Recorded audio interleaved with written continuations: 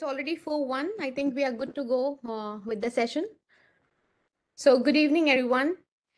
The topic for today's webinar is Understanding National Education Policy, NEP 2020. So let's begin with the session because it's already 4:02, 4:01. So I think we are good to go. सो बिल्कुल hot burning topic है national education policy.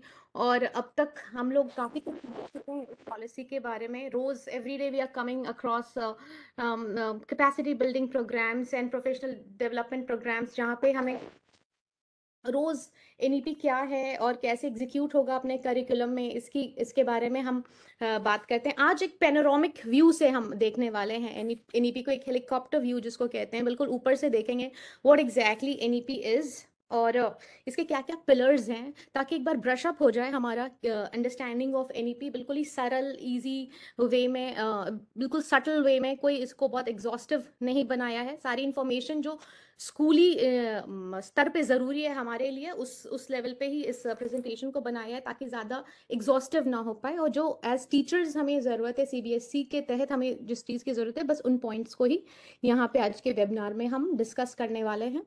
So let's begin with the first slide. So आज के इस session के बाद आपको कुछ चीज़ों की बिल्कुल क्लैरिटी होगी।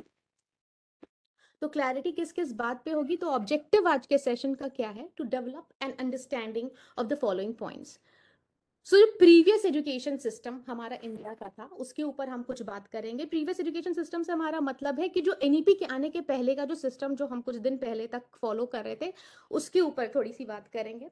क्या ऐसे चीज पॉलिसी मेकर्स ने, एजुकेशनिस्ट ने, रिसर्चर्स ने देखी कि उनको लगा कि एक नीड है, एक चेंज की नीड है, और किस तरीके की एजुकेशन सिस्टम की आज हमें ज़रूरत है। तो उस चेंज की जो नीड थी उसके ऊपर हम चर्चा थोड़ी करेंगे। फिर है कि एनईपी कैसे आ गया और क्यों एनईपी का आना इनएविटेबल था, और कैसे एनईपी के आने से हमारा जो एक इंडियन माइंडसेट, जो बिल्कुल कॉलोनाइज माइंडसेट है, क्योंकि हम 190 साल कॉलोनी रहे हैं ब्रिटिशर्स के, तो उससे हमारा माइंड कैसे डीकोलोनाइज होगा with the help of NEP, उसके ऊपर बात करेंगे। कनेक्शन क्या है एनईपी का एंशिएंट गुरुकुल सिस्टम से, कहाँ से इंस्पिरेशन ड्रॉ कर रहा है एनईपी, उसके ऊपर बात करेंगे। How NEP aims at restructuring the school curriculum. हम लोग सब जानते हैं कि जो प्रीवियस एजुकेशन सिस्टम था 10+2 का, उसको बदल के 5+3+3+4 के सिस्टम में कर दिया। बहुत बार ये नंबर ही देख करके बहुत बार परेशानी हो जाती है कि क्या एग्जैक्टली, तो उसको हम लोग आज बिल्कुल सिंप्लीफाई करेंगे कि व्हाट एग्जैक्टली इट इज। हम बात करेंगे early childhood care and education पे। क्यों अर्ली चाइल्डहुड केयर, जो 3 से 6 साल की उम्र के जो बच्चे होते हैं, उस पे एनईपी इतना ज़्यादा क्यों एम्फेसिस कर रहा है, उस पर बात करेंगे। Foundational literacy and numeracy, FLN आप सुने होंगे, अगर आपने दीक्षा पोर्टल पे कभी कोई कोर्स किया होगा, तो एफएलएन को वो लोग बहुत ज़्यादा प्रायोरिटी करते हैं और हमेशा उसके ऊपर प्रोग्राम्स एंड कोर्सेज अवेलेबल होते हैं, ताकि आपको समझ में आए कि why foundational literacy and numeracy is so important. NEP curriculum content में क्या क्या रिफॉर्म्स लेकर के आए। इट्स नॉट अबाउट क्वांटिटी कि आप चैप्टर दर चैप्टर पढ़ाते चले जाएं, it's not about quantity any more, it's all about quality education. तो उसके लिए उसने करिकुलम कंटेंट में कुछ रिफॉर्म लाए हैं, उसके ऊपर आज हम बात करेंगे। फिर mother tongue, importance of mother tongue क्या है एनईपी के लिए। Mother tongue is very very important. हम बहुत अंडरस्टिमेट करते हैं मदर टंग को, वर्नाकुलर को। उसकी इंपॉर्टेंस कैसे एनईपी ने बताई है, उसके ऊपर चर्चा करेंगे। जो सबसे इंपॉर्टेंट पॉइंट है एज एजुकेटर्स हमारे लिए, कि कैसे एनईपी स्पेशल स्ट्रेस देता है on saying no to rote learning. बिल्कुल रोट लर्निंग से कैसे बाहर आएंगे, उसके ऊपर भी आपने काफ़ी सारी ट्रेनिंग्स ब्लूम्स टैक्सोनॉमी वगैरह पे की होगी, जहाँ पे ये समझ आएगा कि रोट लर्निंग से बच्चा जो है एक सिर्फ फॉलोअर बन पाता है, लीडर नहीं बन पाता है, वो कुछ क्रिएट नहीं कर पाता है, वो मेमोराइज करके हायर ऑर्डर थिंकिंग नहीं कर पाता है, वो बस लोअर कैटेगरी में रह जाता है। तो उसके ऊपर बात करेंगे कैसे एनईपी ने एक सिचुएशन क्रिएट करी है जहाँ पे रोट लर्निंग बिल्कुल ही ऑब्सलीट अब मालूम होती है। Ways to assess and evaluation का चेंज हुआ है। जिस तरह से पहले इवैल्यूएशन और असेसमेंट किया जाता था, एनईपी ने उसमें बहुत सारे रिफॉर्म्स लाए हैं, उसके ऊपर हम बात करेंगे। तो वी एज सीबीएसई टीचर्स, हमें इन सब चीज़ों की बिल्कुल फिंगर टिप्स पे हमारे ये सब इन्फॉर्मेशन होनी चाहिए। इसीलिए I have selected those topics which are relevant for us. Examination system India में अभी कैसा हो गया है after NEP. NEP vocational education पे क्यों इतना जोर देता है? एज टीचर्स हमें क्यों पता होना चाहिए वोकेशनल एजुकेशन की इंपॉर्टेंस? फॉरेन यूनिवर्सिटीज इंडिया में कैसे आएंगी? और teachers training and management. So by the end of this session in सब टॉपिक्स पे, इन सब पॉइंट्स पे आप थोड़ी सी इनरिच होगी, elaborately we will discuss one by one. So let's begin the session with the first slide. So previous education system India में जो एनईपी के आने के पहले था, उसको ज्यादा हम लोग we can call it an examination system more than an education system. अगर आप जहां भी जाएं, बात कभी इस पे नहीं होती थी कि हमने क्या लर्न किया, हम कैसे एनरिच हुए, या हमने जो स्कूल करिकुलम में कुछ सीखा है उसको हमने रियल लाइफ में कैसे एग्जीक्यूट किया। कभी भी बात इस पे नहीं होती थी। बात हमेशा ज्यादा होती थी कि एग्जामिनेशन कब है, अब एग्जामिनेशन होने वाला है, एग्जामिनेशन में इतने मार्क्स आए, कट ऑफ ये गया, उसको ज्यादा आए, इसको कम आए, यहाँ अच्छी यूनिवर्सिटी का कट ऑफ ये है, आपको यहाँ मिलेगा नहीं मिले। It was all about examination system. Education system इसको कम ही बुलाया जाए, एग्जामिनेशन सिस्टम जो है वो ज्यादा है। कोई भी अगर आपने मूवी देखी होगी तो आपको मूवी के कंटेंट, बहुत साल पहले भी आपने कोई मूवी देखी होगी तो आपको प्रोटैगनिस्ट जो मेन एक्टर है उसका नाम याद रहता है, मूवीज के डायलॉग्स आपको याद रहते हैं, मूवी का क्या मैसेज था वो आपको सालों याद रहते हैं। बट अगर आपने एक दो महीने पहले भी कोई चैप्टर पढ़ा है तो आप उसको याद नहीं कर पाते हैं। तो क्योंकि वो उसको इतना एंटरटेनिंग, उसको एक बड़े मोनोटोनस से वे में, लेक्चर मेथड में पढ़ाया जाता है, तो बच्चे को वो चीज जो है वो इंटरनलाइजेशन नहीं हो पाती, जो जिसका कोर कॉन्सेप्ट की क्लैरिटी वो क्लियर नहीं हो पाती है। It's only for memorisation. इसीलिए role play, experiential learning, GD, open ended questions को एनईपी इतनी ज्यादा तवज्जो दे रहा है। जो हमारे मिस्टर अनुराग त्रिपाठी हैं, जो कि सेक्रेटरी हैं सीबीएसई के, उनकी अगर आप बातें सुने तो वो हमेशा कहते हैं कि हमारे जो इंडियन बच्चे हैं वो बहुत अच्छा परसेंटेज ले आते हैं, 100% ले आते हैं, जो भी कट ऑफ होता है वहाँ पे वहाँ तक वो पहुँच जाते हैं। बट जब कोई इंटरनेशनल ग्लोबल प्लेटफॉर्म पे उनको किसी ओलंपियाड के लिए खड़ा जाता है, किया जाता है, तो वहाँ पे वो उस तरीके से प्रदर्शन नहीं दे पाते हैं जैसा कि एक्सपेक्टेड होता है।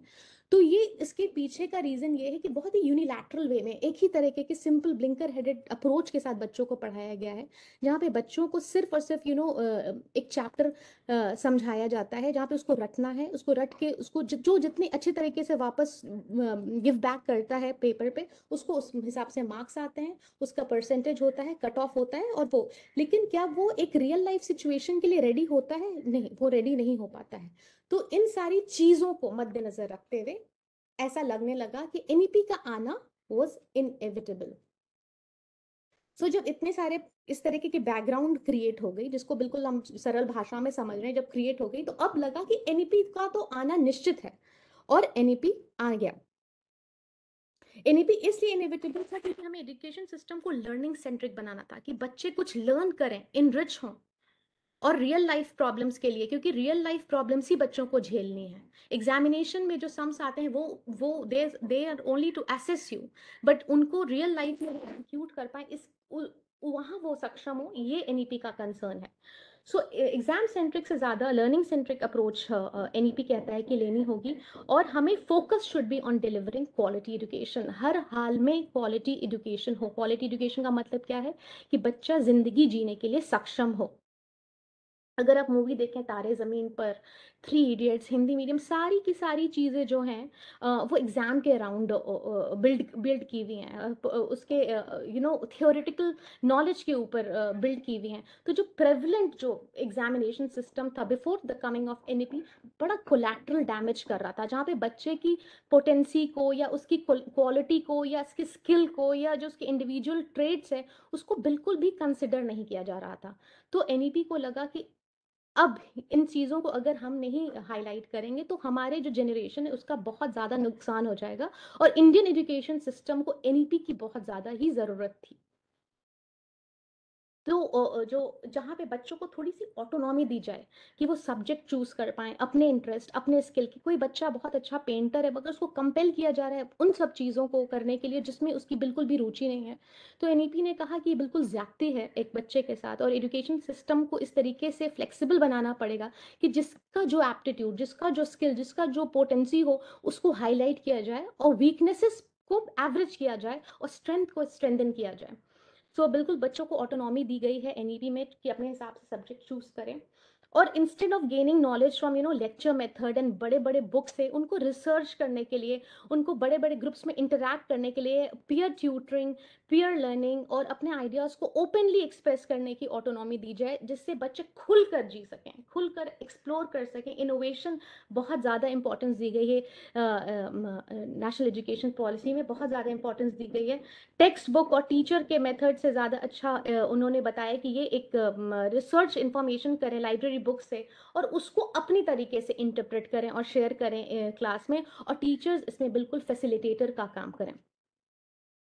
इन सब चीज़ों से क्या होगा, जब बच्चे को आप ओपन छोड़ देते हैं तो उनके अंदर रीडिंग स्किल सबसे पहले डेवलप होती है। जब भी कोई बच्चा बहुत सारा रीडिंग करता है या एक्सप्लोरेशन करता है, ऑब्वियसली उसका नॉलेज का एनहांसमेंट होता है। तो when somebody is very much endowed with knowledge, उसके अंदर अपने आप बहुत कॉन्फिडेंस और करेज आ जाता है, वो ऑटोमेटिकली क्रिटिकल थिंकिंग डेवलप करता है। एंड सबसे अच्छी बात है कि जब नॉलेज और कॉन्फिडेंस होता है, you become open to criticism.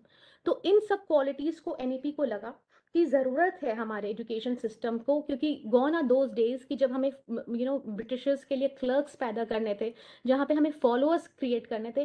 Time की India needs leaders. So NEP came, and we are now preparing students for life, and bye making education experiential. और हर चीज़ को जब तक बच्चा खुद से हैंड्स ऑन डूइंग नहीं करेगा, जब तक उसको एक्सपीरियंस नहीं फील करेगा कि what actually this is happening, और सिर्फ उसको किताबी नॉलेज से ज्ञान नहीं लेना है, तब तक हम उनके अंदर 21st सेंचुरी स्किल्स नहीं इंजेक्ट कर पाएंगे।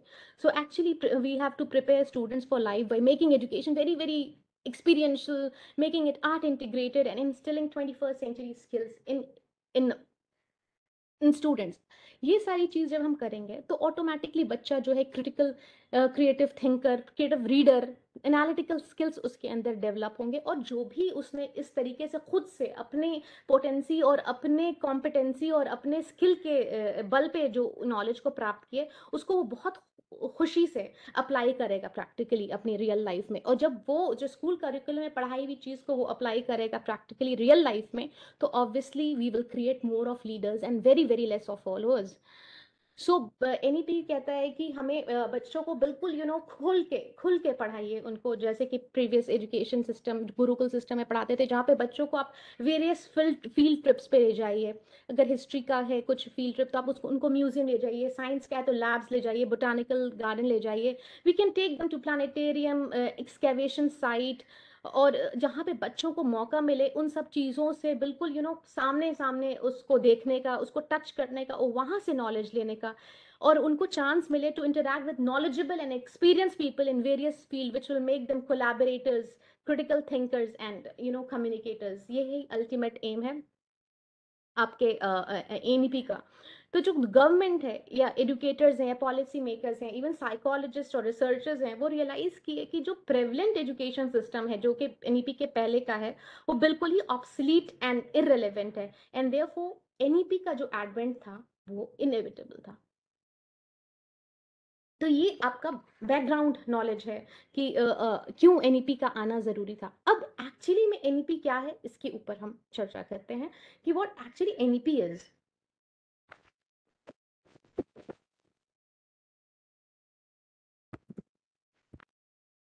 सो एनईपी का एक नेशनल एजुकेशन पॉलिसी है जो कि 1968 में आई थी, और फिर एक 86 में आई थी, जिसका अमेंडमेंट 92 में हुआ था, और उसके बाद national education policy 2020 has come after 3 decades, जो कि एक बिगेस्ट हाईलाइट है इंडियन एजुकेशन इंडस्ट्री का। एक बिल्कुल कॉम्प्रिहेंसिव सी पॉलिसी है जो एम्फसाइज करती है multi disciplinary and multi mode approach पे, और बहुत ही स्ट्रांगली बैक्ड अप है बाय टेक्नोलॉजी। जैसे कि हमें बहुत अच्छा सबक पैंडेमिक ने सिखाया कि we can not do without technology. Technology बहुत ही ज़्यादा ज़रूरी है, क्योंकि पैंडेमिक में अगर हम टेक्नोलॉजी को नहीं एक्सेप्ट करते तो हम लोग उस पीरियड को सेल थ्रू नहीं कर पाते। And by the grace of God, NEP came at that time, and NEP is strongly backed up by technology, जहाँ पे बच्चों को बिल्कुल multidisciplinary ऐसा there is no strong demarcation compartmentalization between literature and science। बिल्कुल सब कुछ जो बच्चा जिस तरीके से समझना चाहे वो समझ सकता है। तो NEP बिल्कुल फोकस एम्फसाइज करती है on multidisciplinary and multi mode approach पे। तीसरा है कि जब एनईपी आई तो it has completely altered the उसने कंप्लीटली ऑल्टर कर दिया है academic structure of the educational system in India, क्योंकि यहाँ पे ज़्यादा फोकस थ्योरी पर नहीं है कि आपको रटना है और थ्योरी आपको ये आनी चाहिए। बहुत बार तो बच्चे जो मैथ्स के जो सम्स हैं वो भी रट लेते हैं, ताकि वो रटा रटाया मैथ्स का सम्स भी उतार देते, which is a very very sad story. तो यहाँ पे फोकस कंप्लीटली है on skill development, character development पे, इन ऑर्डर कि बच्चे जो हैं रियल लाइफ सिचुएशन में सक्सीड कर पाएँ, वो डिजिटली लिटरेट हों, वो इन्वायरमेंटली लिटरेट हैं, उनके अंदर स्किल हो, जैसे कि उनके अंदर एम्पैथी हो, कंपैशन हो, क्रिएटिव थिंकिंग हो, वोकेशनलाइजेशन के थ्रू जो वो स्किल सीखते हैं वो हो। सो एनईपी जो है उसने कंप्लीटली ऑल्टर किया है एडमिनिस्ट्रेटिव स्ट्रक्चर।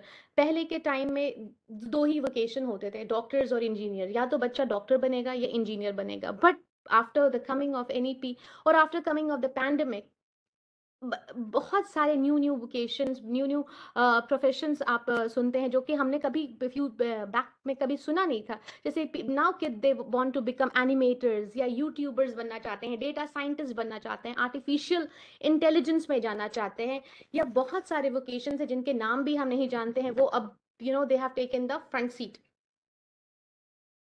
सो इसे ये छोटे इसमें एक नटशेल में अंडरस्टैंडिंग एनईपी है कि व्हाट एग्जैक्टली एनईपी इज।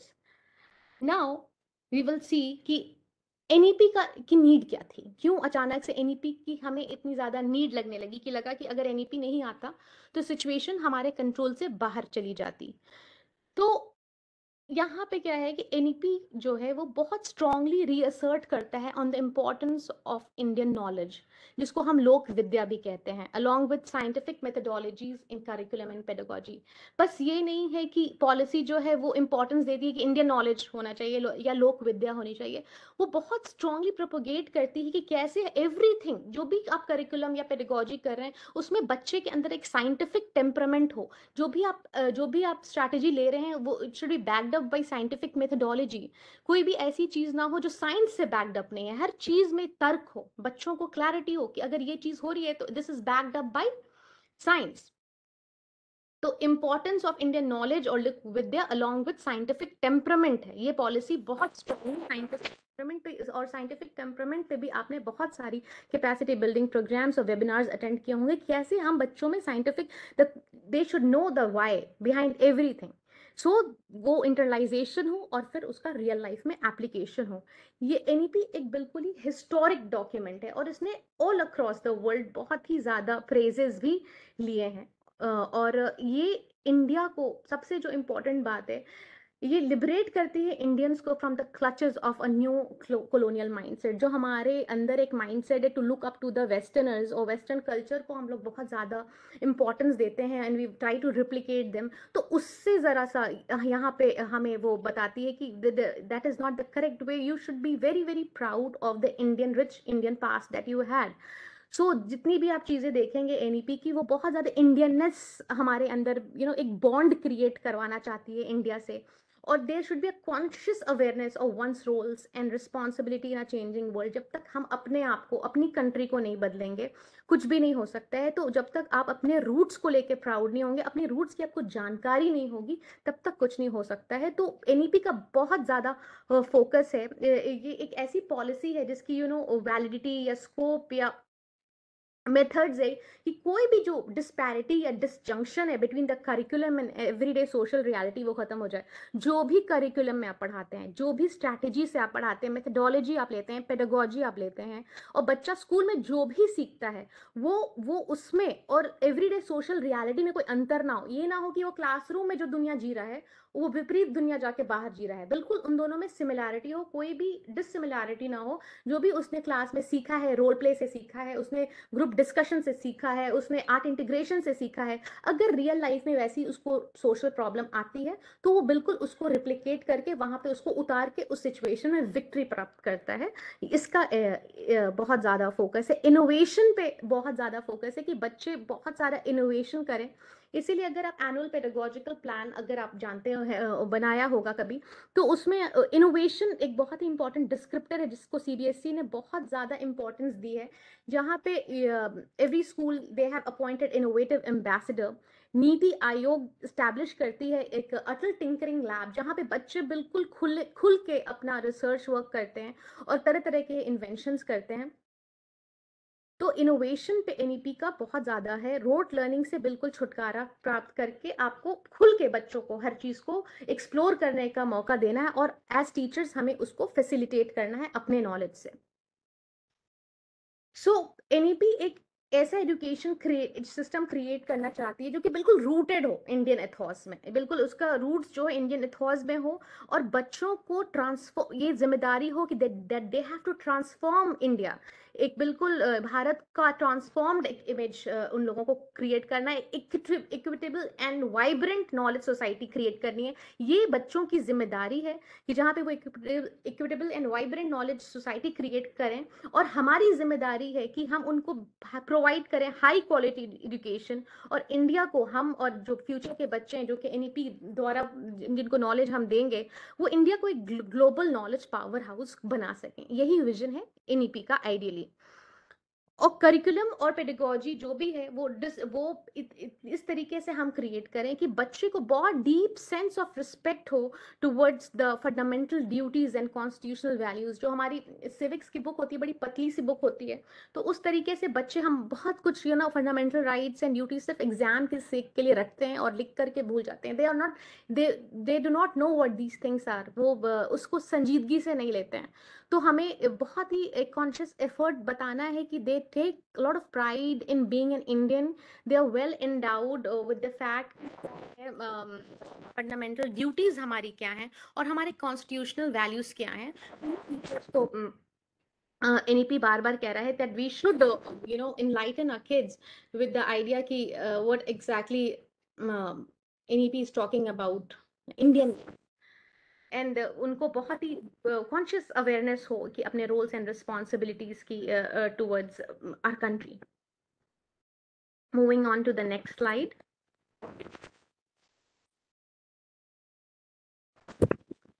जैसे कि हमने बोला कि बहुत ही ज़्यादा ज़रूरत है अपने हमें एनईपी का हमारे ऊपर है कि हमें डीकोलोनाइज करना है इंडियन माइंडसेट को।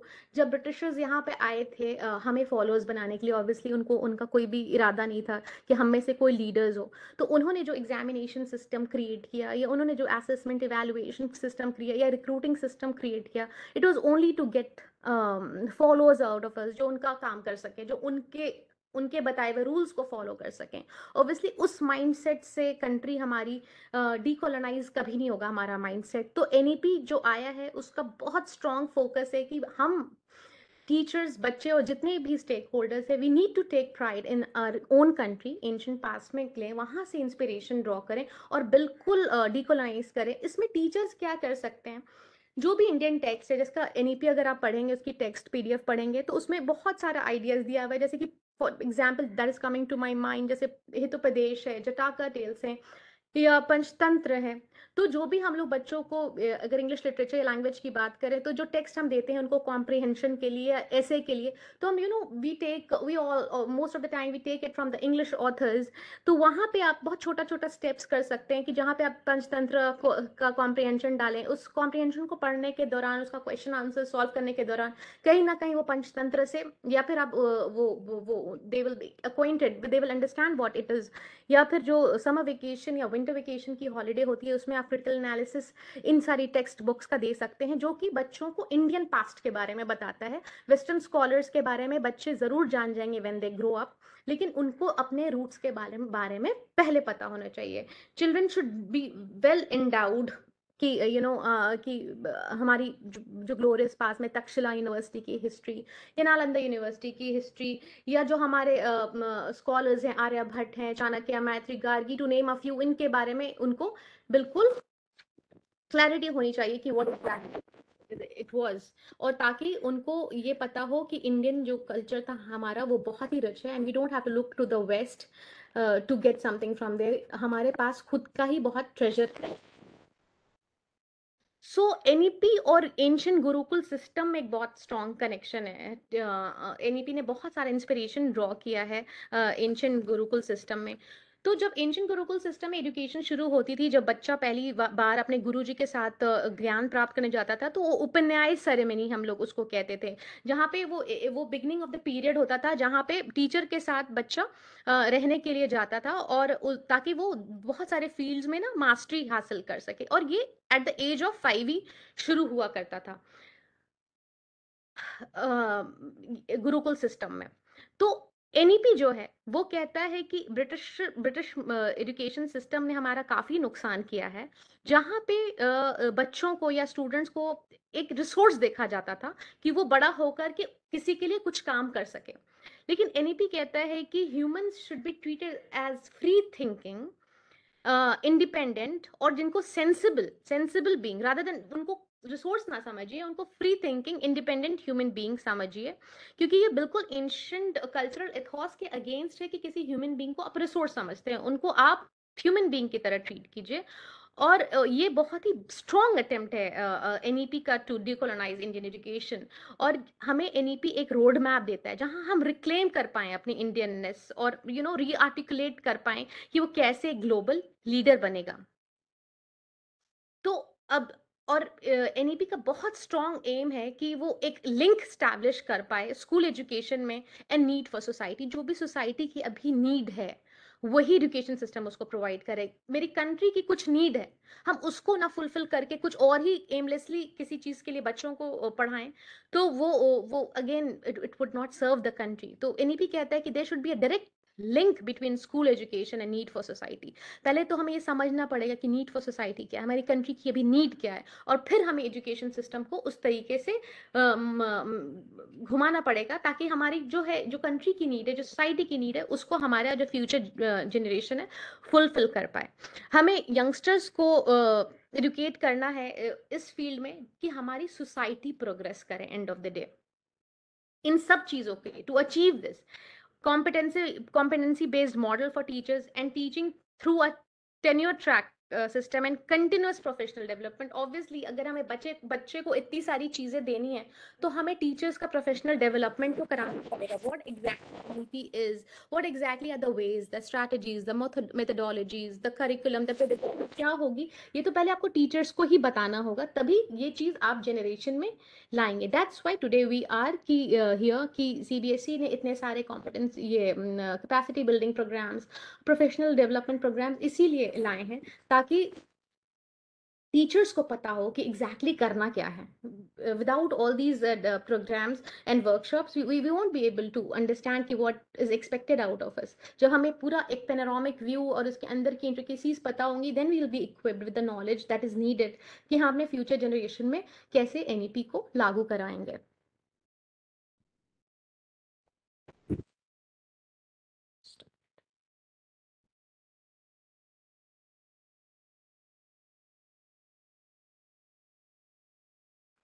रीस्ट्रक्चरिंग स्कूल करिकुलम, ये हम लोग जब भी एनईपी का नाम आता है तो 5334 तुरंत कहीं भी क्लिक करता है।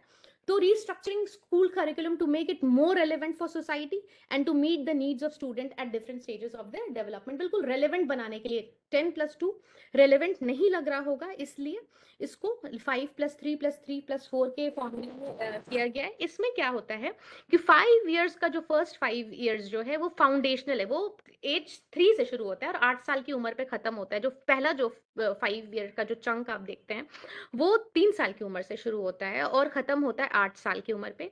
दूसरा जो है वो 3 इयर्स का है, प्रिपरेटरी स्टेज। इसमें बच्चा 8 साल से 11 साल का होता है और क्लास 3 या 5 में वो पढ़ता है। जो थर्ड स्टेज है उसको हम मिडिल स्टेज कहते हैं, जिसमें जो बच्चा होता है 11 से 14 साल का होता है और क्लासेस 6 to 8 में होता है। फोर्थ होता है 4 इयर्स ऑफ सेकेंडरी एज, वो जो होता है 14 से 18 साल का बच्चा होता है और क्लास 9 से 12 में होता है। तो जैसे कि गुरुकुल सिस्टम में आपको हमने बताया कि 5 साल में ही गुरु जी के पास जाके उपन्याय सेरेमनी शुरू हो जाती थी, इसी को मद्देनजर रखते कि बच्चे को बिल्कुल अर्ली जो चाइल्डहुड केयर एंड एजुकेशन को दिमाग में रखते हुए 3 साल की उम्र से ही ये जिम्मेदारी गवर्नमेंट ने ली है कि वो एनईपी के अंदर आएगा और एनईपी जो भी बातें वो जो भी गाइडलाइंस देगा वो बिल्कुल 3 साल की उम्र से ही बच्चों पे एग्जीक्यूट होना शुरू हो जाए, जिसको नेक्स्ट स्लाइड में हम समझेंगे in early childhood care and education में। तो जब बच्चा early childhood care and education में कौन से बच्चे आते हैं, इस कैटेगरी में आते हैं 3 से 6 साल वाले बच्चे। तो ये भी अब गवर्नमेंट अपने अंडर लेना चाहती है इन बच्चों को। पहले ये शुरू होता था लेटर, लेकिन अब 3 साल से ही बच्चों को इस पॉलिसी के अंडर में आनी है। और कमिटी कहती है, जिस कमिटी ने एनईपी को बनाया है, वो कहती है कि इसमें early childhood and care education में बच्चे को बिल्कुल play based and activity based learning करानी चाहिए, जिसमें उनको बिल्कुल खिलौने के तौर पे अल्फाबेट्स देना है, पजल्स देना है, पेंटिंग करने के लिए उनको छोड़ दीजिए, उनको म्यूजिक बजाने के लिए छोड़ दीजिए। और इससे वो उनका जो उस टाइम के लिए उनके लिए एप्रोप्रिएट लर्निंग टूल्स हैं वो उनको दे दिया जाए, जिसमें ये जो जो बिल्कुल प्ले बेस्ड एक्टिविटी होनी चाहिए, जिसमें बच्चे खेलते खेलते बहुत कुछ लर्न करते हैं। उनको बिठा के लिखाने की और पढ़ाने की जरूरत नहीं है, बिल्कुल प्ले बेस्ड एक्टिविटी के थ्रू ही लर्निंग होगी। क्योंकि एनईपी ने जिम्मेदारी ली है early childhood care and education की, इसीलिए ये भी 3 साल से 6 साल के बारे में कि में क्या होगा ये भी आपका जानना जरूरी है। ये इसलिए लिया गया है क्योंकि ये साइंटिफिकली प्रूवन है कि 85% का जो चाइल्ड का क्यूमुलेटिव ब्रेन डेवलपमेंट है वो 6 साल की उम्र से पहले हो जाता है। तो ऑब्वियसली जब आपका 6 साल की पहले की उम्र से 85% का हो जाता है, तो ऑब्वियसली उसको सीरियसली लेना है कंट्री को। क्योंकि आपका अगर 85% ब्रेन का डेवलपमेंट उस स्टेज में हो रहा है, तो वो स्टेज सबसे ज्यादा सीरियसली लेने वाला है। इसी के लिए गवर्नमेंट का इसमें इंटरवेंशन आया है। एनईपी ने रेकमेंड किया है कि 3 से 6 साल के बच्चे जो होते हैं उस डिजाइन में आना जरूरी है। और कैसे ये बच्चे आएंगे स्कूली सिस्टम में, इसके लिए भी उन्होंने सजेशन दिया है। या तो आप स्टैंड अलोन आंगनवाड़ी शुरू करें। आंगनवाड़ी जो कि रूरल एरिया का कोर्ट यार्ड शेल्टर हम लोग कहते थे, जिसको 1975 में गवर्नमेंट ने स्टैब्लिश किया था, ताकि चाइल्ड कोई भी बच्चा माल न्यूट्रिशन या चाइल्ड हंगर से नहीं खत्म हो जाए। इसी के लिए उसको 1975 में गवर्नमेंट ने एस्टैब्लिश किया था। तो अगर आप स्टैंड अलोन आंगनवाड़ी, जहाँ पे 3 से 6 साल के बच्चे जाते हैं, जहाँ पे उनको प्ले वे मेथड से पढ़ाया जाता है, उनको खाना पीना दिया जाता है, तो उस तरीके से early childhood care and education को सर्व किया जाएगा। इस एनईपी ने ये रास्ता दिखाया है। या फिर आंगनवाड़ीज को प्राइमरी अगर कोई स्कूल है तो उसमें ही कोई आंगनवाड़ी को अटैच कर दिया जाए, या प्री प्राइमरी सेक्शन स्टैब्लिश किया जाए एग्जिस्टिंग प्राइमरी स्कूल में, या स्टैंड अलोन प्राइमरी स्कूल में आपको हो। अगर स्टैंड अलोन प्री स्कूल है, सॉरी, प्री स्कूल है, तो उसमें आपको इन सारी तरीकों से early childhood care and education आपको देनी है। एक एनसीएफ प्री स्कूल का भी अभी क्रिएट हुआ है एनसीईआरटी के द्वारा, जिसमें जो भी प्री स्कूल एजुकेशन में जो भी लोग इंटरेस्टेड हैं, वो जो एनसीएफ जो प्ले स्कूल के लिए हुआ है, उसमें सारी चीजें जो भी उस उम्र के बच्चों के लिए जरूरी हैं, उसमें सारी बात बिल्कुल इलेबोरेटली समझाई गई हैं। और जो anganwadi workers with senior secondary qualification and above will be given 6 month certification program in ECCE. So this is another point of NEP. Now the next slide is on FLN. जो भी दीक्षा पोर्टल पे course या programme करते होंगे, FLN बहुत अच्छी तरीके से दीक्षा पोर्टल पे उसकी बहुत अच्छी उसका डेटाबेस है उस पे, जहाँ पे बहुत अच्छी रिपोजिटरी आपको एफएलएन के मिल पाएगी। तो एफएलएन क्या होता है? Foundational literacy and numeracy, that is the ability to read and understand basic text and carry out basic addition and subtraction. मतलब जो थोड़ा सा रीडिंग करना और जो आपने रीड किया उसको समझना, और बेसिक एडिशन और सब्ट्रैक्शन भी एक क्वेश्चन मार्क बन जाता है, उसके ऊपर बहुत माइन्यूटली एनईपी ने अपना इंटरवेंशन डाला है। जहां पे ये बोला गया कि एनईपी ने ऑब्जर्व किया कि large portion of students currently involve in elementary school, जिसकी जिसकी तादाद 5 करोड़ से भी ज्यादा है, उन्होंने फाउंडेशनल लिटरेसी एंड न्यूमरेसी नहीं अटेन करी। This is very very sad thing. So every student, NEP कहता है कि सारे स्टूडेंट उनको foundational literacy and numeracy by grade 3, मतलब by grade 3 they should be able to read, understand and do basic addition and subtraction. इसकी जिम्मेदारी, इसमें भी इंटरवेंशन किया है एनईपी ने। और एक national mission on foundational literacy and numeracy establish किया जा रहा है by MHRD, under the MHRD. और स्टेट गवर्नमेंट्स को बहुत ज़्यादा स्ट्रिक्ट इंस्ट्रक्शंस हैं कि वो प्रिपेयर करें इम्प्लीमेंटेशन प्लान, और एफएलएन बेसिक जो न्यूमरेसी और लिटरेसी है वो बाय 2025 अचीव हो पाए। तो एफएलएन इज वेरी इंपॉर्टेंट, जहाँ पे बच्चों को basic reading and writing, basic reading understanding and addition subtraction की नॉलेज बाय क्लास 3 हो जानी चाहिए, जो कि अभी नहीं हो पा रही है। Reforms in curriculum content. The focus NEP का बहुत स्ट्रॉन्ग फोकस है कि आप चैप्टर दर चैप्टर बच्चों को ना पढ़ा दें कि 16 चैप्टर पढ़ा दिया या 20 चैप्टर पढ़ा दिया। The focus should be on quality rather than on quantity पे नहीं, क्वालिटी पे फोकस होना चाहिए।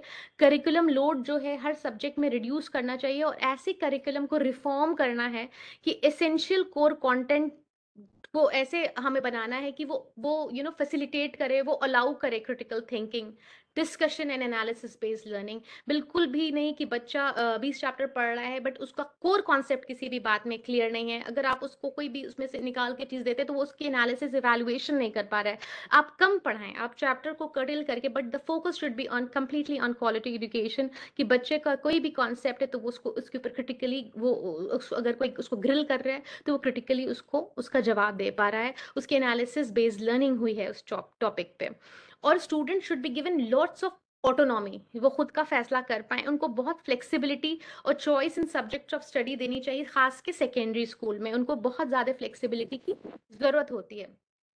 NCF 2022 is being available है, is undertaken by NCERT in accordance to these principle। और ये बिल्कुल इसको डायनेमिक बनाने के लिए, इस प्रोसेस को ये नहीं कि आज हमने एक कोई NCF 22 बना दिया और वही 100 साल तक चलेगा, नहीं, उसको हर 5 से 10 साल पे रिविजिट करना है। Because everything is so unpredictable कि आपको करिकुलम फ्रेमवर्क को रिविजिट करना ही पड़ेगा हर 5 से 10 साल में, ताकि जो सोसाइटी नीड बदले तो आपका करिकुलम फ्रेमवर्क भी बिल्कुल अपडेटेड रहे और बच्चे बिल्कुल अपडेटेड नॉलेज आपसे लें। Importance of mother tongue is very important. Ancient time से बहुत ही ज्यादा एम्फोसिस दी गई है मदर टंग पे। एनईपी रिकॉग्नाइज करता है कि इंडिया एक मल्टी कल्चरल बहुत ही डाइवर्स कंट्री है और यहाँ पे कोई एक लैंग्वेज से तो चलेगा नहीं, तो सारे वर्नाकुलर को इक्वली आपको डेवलप कराना है। इसी के लिए एनईपी का स्पेशल फोकस है on adoption of three language formula. Three language formula is not new for any one of us. Three language formula पे बहुत ज़्यादा फोकस है। फाउंडेशनल लिटरेसी पे बहुत ज़्यादा फोकस है कि बच्चा बेसिकली कुछ रीड और समझना जाने। वोकेशनल एजुकेशन पे बहुत ज़्यादा ज़रूरी है और tracking the progress of students via learning outcomes. Learning outcomes हर जगह आप पढ़ते हैं कि बच्चे को आपने जो पढ़ाया उसका आउटकम पहले आप माइंड में रख के उसको पढ़ाएं कि अगर आपने ये सेट किया है तो वो अचीव हुआ है कि नहीं। और 360 degree reforms in the assessment system की बिल्कुल बच्चे का 360 डेवलपमेंट हो। A new structure for higher learning would be build in the country through NEP 2020, जो कि 4 साल का ग्रेजुएशन, हम लोग इंटीग्रेटेड प्रोग्राम्स के बारे में बार बार सुन रहे हैं कि 4 इयर्स ग्रेजुएशन होगा, मल्टीपल एग्जिट ऑप्शन होगा, 1 साल का मास्टर प्रोग्राम होगा to meet the global aspiration of the young generation. और जो नेशनल रिसर्च फाउंडेशन है उसने प्रपोज किया है कि community oriented seminal research on subject and issues जो कि नेशनल इंपॉर्टेंस के होंगे उनके ऊपर खास काम होगा, क्योंकि इंडिया को ग्लोबल सुपर पावर हमें बनाना है। तो इन सब चीज़ों पे बहुत ज़्यादा ही फोकस है, जहाँ पे टाइम वेस्ट ना हो, किसी को किसी भी पढ़ाई को करने के लिए वो सिर्फ डिग्री नाम की ना हो, जो भी हो वो एंड ऑफ द डे आपको एक ग्लोबल प्लेटफॉर्म पे खड़े होने की ताकत दे।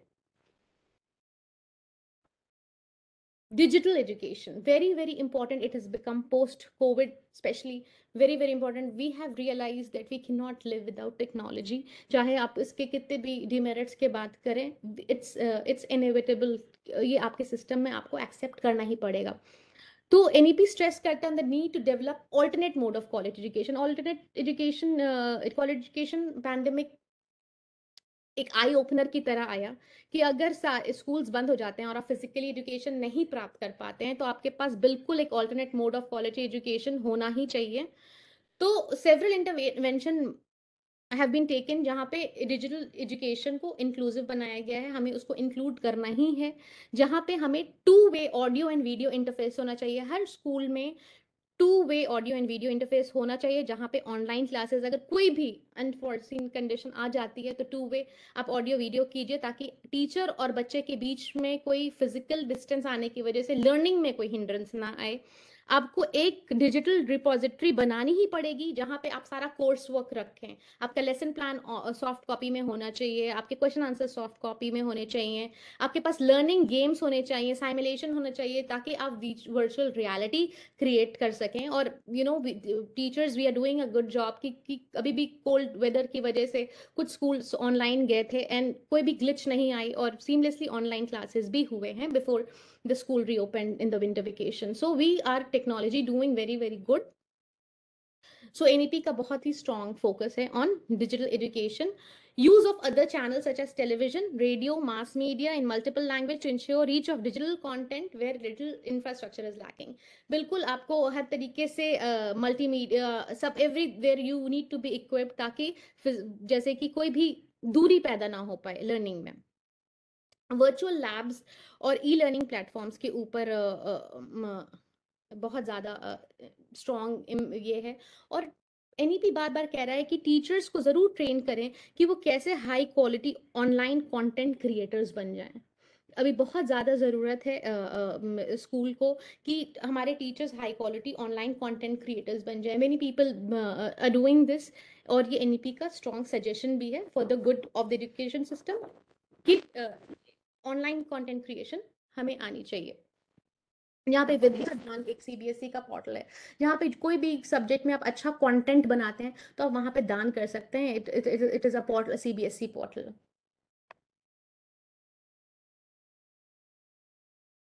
इम्प्रूविंग रिसर्च, बहुत हमने अभी कुछ देर पहले इनोवेशन की बात की थी कि innovation is very important part of CBSE. So जहाँ पे हमने इनोवेटिव एम्बेसडर्स की बात की थी, जहाँ पे इनोवेशन सेल एक इनिशिएटिव लेता है, जहाँ पे इनोवेटिव एम्बेसडर स्कूल्स में करते हैं, और अटल tinkering lab and NITI Aayog and all that. तो रिसर्च में हमें ये पता चलता है कि जो हम इन्वेस्टमेंट करते हैं रिसर्च में, वो बिल्कुल 0.69% जीडीपी इंडिया, इंडिया जो जीडीपी जो रिसर्च में लगाती है, that is only 0.69% compare to 2.8% in the US, 4.2% in South Korea, and 4.3% of GDP in Israel. So अभी India has to take a long leap research में, जहाँ पे रिसर्च उसको इस तरीके से करनी है। Just give me a minute.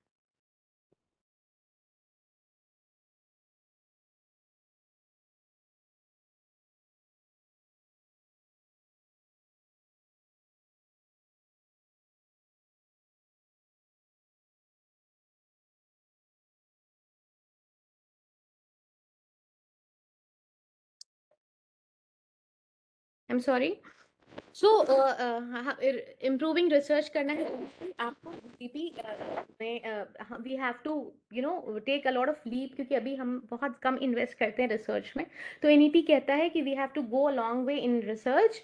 और एनईपी ने सेटअप किया है independent national research foundation for funding and facilitating quality research in India. बहुत सारे इनिशिएटिव एनईपी खुद लेकर के आया है, जहाँ पे रिसर्च और भी हो सके और इंडिया एक ग्लोबल प्लेटफॉर्म पे बहुत अच्छा प्रदर्शन कर सके। Specialised institution such as department of science and technology and Indian council of medical and research will continue to fund independent research projects. So अच्छा काम जो पहले हो रहा था वो होता रहेगा, और भी हमें इन्वेस्टमेंट कराना है, जहाँ पे रिसर्च जो है वो और भी लीप्स एंड बाउंड्स में बढ़ सके। The next slide is the most important slide where we talk about saying no to rote learning. जो सारी जो बातें हैं वो यहीं से शुरू होती हैं कि हमें no to rote learning करनी है। सारी जो जितनी भी अभी तक हमने स्लाइड्स देखी, उनका सबका एक ही एजेंडा है कि हम रोट लर्निंग से बाहर कैसे निकलेंगे, हम तमाम और कैसी कैसी स्ट्रैटेजीज और मेथडोलॉजीज पेडागोजी अपनाएंगे कि जो रोट लर्निंग के जो हम एक विशियस सर्कल में फंस गए हैं वो कैसे हम निकलेंगे। Obviously complete absolute no rote learning को कहा नहीं जा सकता है, लेकिन रोड लर्निंग को बहुत ज्यादा कॉम्प्रेस कर देना है, कम कर देना है, ताकि बच्चे उसके विशियस सर्कल से बाहर आ जाए। तो जैसे कि हमने बोला, रोड लर्निंग का कॉन्सेप्ट ही कोलोनाइजेशन के वजह से आया था। It was promoted by our colonial masters to produce clerks rather than emphasis on conceptual understanding of subjects. और एनालिटिकल स्किल्स नहीं डेवलप होते हैं रोड लर्निंग के लिए से जो कि हम ओल्डन टाइम्स में जो कि होता था, वो डिकोलोनाइजेशन की वजह से हम उसी विशेष सर्कल में फंस गए, रोट लर्निंग में फंस गए, और हमने सिर्फ और सिर्फ फॉलोअर्स वाले टेंडेंसी अपना ली, और हमारी एनालिटिकल स्किल्स, हमारी कॉन्सेप्चुअल क्लैरिटी, या टू क्वेश्चन सर्टेन थिंग्स, या टू कोलैबोरेट विद अदर्स, या क्यूरियोसिटी हमारी रोट लर्निंग की वजह से बहुत ही पीछे चली गई। तो ये एनईपी कहता है कि हमें स्ट्रेंथन करना है moral and basic education, and offer करना है opportunity to create a qualitative development which is sensitive to particular हमें एक ऐसा कुछ करना है जिससे हम उस विशेष सर्कल से निकल पाए और एक अपॉर्चुनिटी क्रिएट कर पाए जहां पे एक क्वालिटेटिव और इक्विटेबल डेवलपमेंट हो पाए। और ये जो पॉलिसी है, नेशनल एजुकेशन पॉलिसी, ये बहुत ज्यादा is in tune with the ideals of Swami Vivekananda, who advocated education as a manifestation of perfection. तो बिल्कुल बहुत सारी एनईपी की जो गाइडलाइंस है वो बिल्कुल स्वामी विवेकानंद की टीचिंग से भी डायरेक्टली ली गई है। इसीलिए हमें एनईपी बताता है you should be very proud of your ancient past. और जो एग्जामिनेशन पैटर्न है जिसने रोट लर्निंग को इतना ज्यादा ही इम्पोर्टेंस दे दी है, इसकी वजह से बहुत ही ज़्यादा अनहेल्दी कंपटीशन बच्चों में ये डेवलप कराया है, जिसमें लर्निंग तो कुछ नहीं हो रही है बट अनहेल्दी कंपटीशन हो गया। और बहुत सारे ट्रैजिक केसेस भी आए हैं जहाँ पे इस अनहेल्दी कंपटीशन की वजह से। और यहाँ पे बड़े बड़े कॉलेजेस में या transfer from one school to under the school, हर चीज डिपेंड करती है एग्जामिनेशन पे। बच्चे की कॉम्पिटेंसी स्किल को कोई भी नहीं देखता है, बस ये देखते हैं कि उसने मार्क्स कितने लाए थे, which is a very NEP कहता है कि सही तरीका नहीं है किसी के पोटेंशियल को एसेस करने का। एनईपी कहता है कि मेथड्स लाइक ओरल रिसिटेशन या exposition, debates, discussion, use of stories, parables, ये सब इवेलुएशन प्रोसेस का पार्ट होना चाहिए। अगर बच्चा यहाँ पे थ्राइव कर रहा है तो उसको फिर किसी एग्जामिनेशन सिस्टम में उसने कितने मार्क्स लाए हैं वो सेकेंडरी हो जाता है। So this is there's a big no to road running from और सारे efforts लिए जा रहे हैं कि कैसे हम इसके vicious circle से बाहर निकलेंगे। So assessment very important कि रोड लर्निंग से आप असेसमेंट, अगर आपका दुष्प्रभाव से होगा तो आप बिल्कुल उससे निकल पाएंगे। तो असेसमेंट रिफॉर्म क्या है?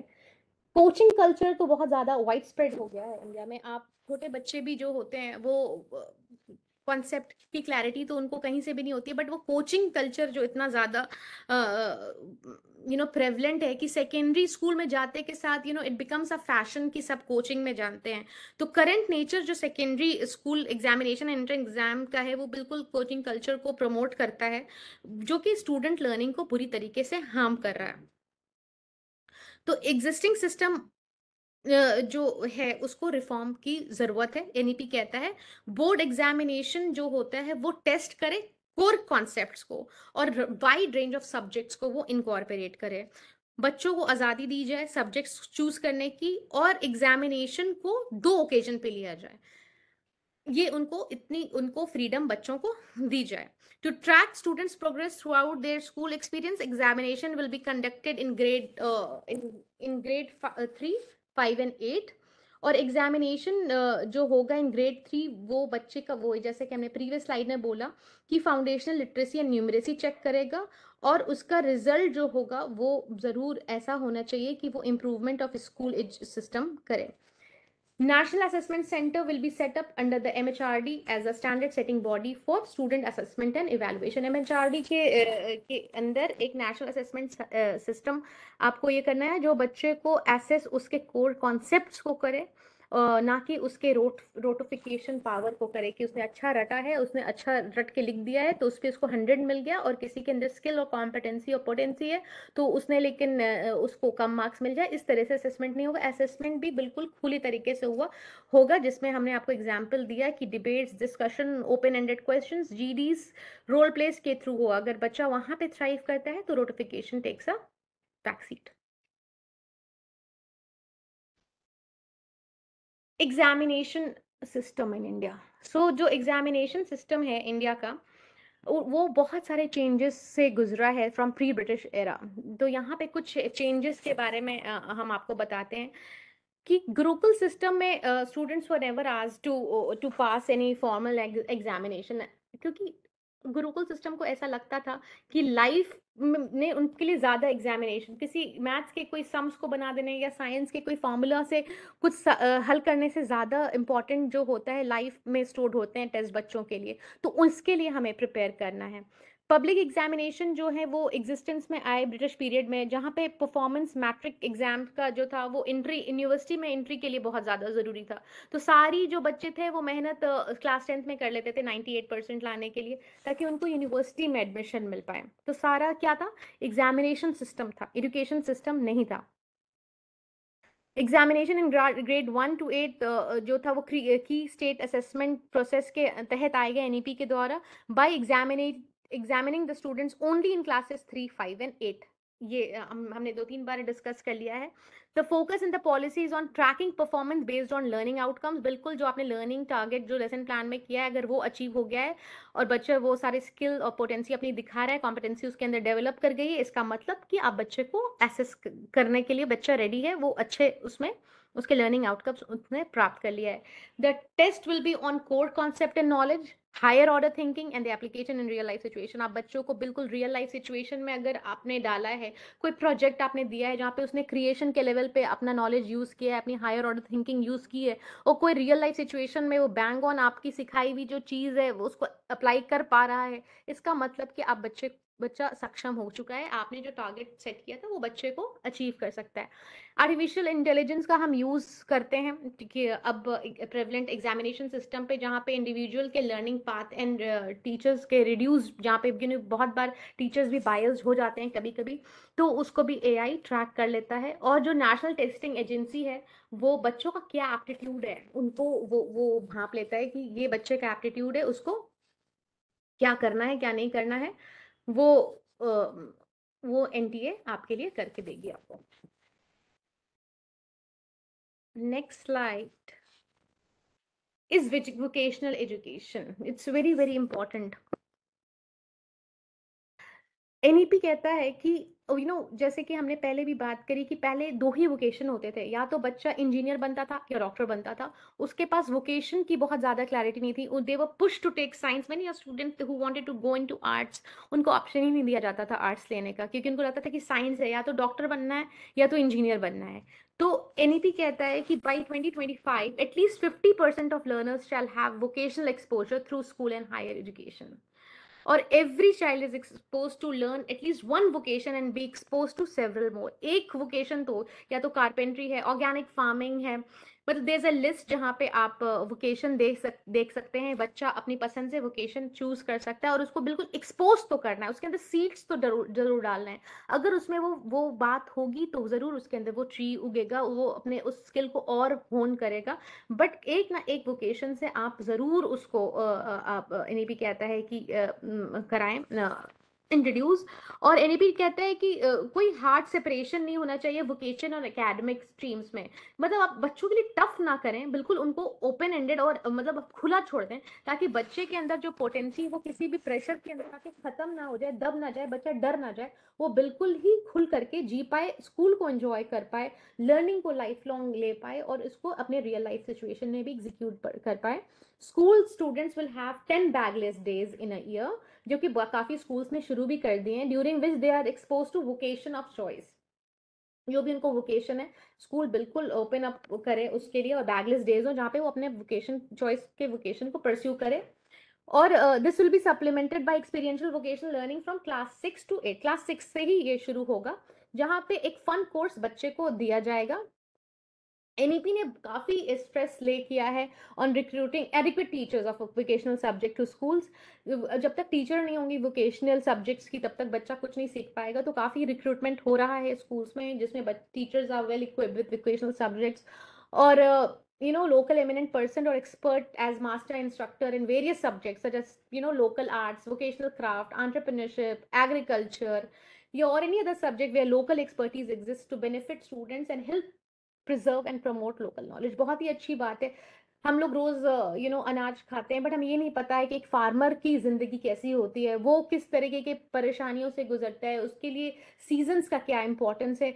तो अगर आप एक छोटी सी बात ले लें, तो बच्चे के अंदर काफी सारे स्किल्स वो काफी रूटेड होगा हर चीज़ में अगर इस तरीके से उनको क्लास 6 से ही उनको ये पता चला, उनको बिल्कुल जो प्लानिंग हम लोग बहुत बाद में शुरू करते हैं लाइफ में कि हम सोचते हैं कि हम 10th पास कर जाएंगे देन वी विल प्लान कि हमें क्या चाहिए, वो प्लानिंग एनईपी कहता है कि काफ़ी शुरू से करें ताकि आप साल दर साल अपने स्किल को होन कर पाएं और आप बिल्कुल परफेक्ट बन जाएं by the time you are in 10th standard and you have absolute clarity कि आपका आपका एप्टीट्यूड है क्या और आपको क्या चीज में मजा आता है। जब आप कोई ऐसा प्रोफेशन लेते हैं जिसमें आपका स्किल है और आपको मजा आता है, then there is no looking back, आपको उसमें सक्सेस और हैप्पीनेस मिलनी ही मिलनी है।